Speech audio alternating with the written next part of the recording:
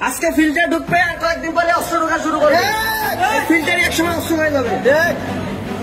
গতকাল রাত থেকে একটি ভিডিও সামাজিক যোগাযোগ মাধ্যমে ভাইরাল হয়ে যায়। যে বিষয়টি দেখা যাচ্ছে, এখানে কিছু ঢাবি ক্যাম্পাস শিক্ষার্থী ছাত্র শিবিরের দেওয়া পানির ফিল্টার সহ কিছু সরঞ্জাম ভাঙচুর করে এবং ছাত্র শিবিরের নামে বিভিন্ন ভাষায় অপবাদ দিয়ে গালিগালাজ করতে থাকেন। তার কিছুক্ষণ পরেই বেরিয়ে আসে আসল রহস্য। দেখা যায় সেই গালিগালাজ করা এবং মিছিলে নেতৃত্ব দেওয়া, ভাঙচুরে নেতৃত্ব দেওয়া ছেলেটির পরিচয়। জানা যায় ছেলেটির নাম ফাহিম শাহরিয়ার, খুলনার পাইকগাছা উপজেলার গদাইপুর ইউনিয়নের বাসিন্দা।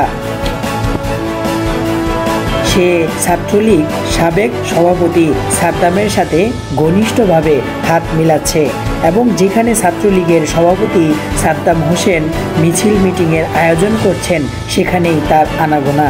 কেন সেই ছাত্রলীগের সভাপতি সাদ্দামের সাথে তার হাত মিলাতে হবে? আসলেই কি সে তাহলে ছাত্রলীগের কর্মী? শাহবাগে একদল দুর্বৃত্তদের সাথে তাদেরকে চলাফেরা করতে দেখা যায় এবং দেখা যায় সাদ্দামের সাথে ঘনিষ্ঠভাবে সে হাত মিলাচ্ছে এবং সে মিছিলে অংশগ্রহণ করছে। দর্শক 24-এর প্রতিবেদনের মাধ্যমে আমরা তার পরিচয় শনাক্ত করতে পেরেছি।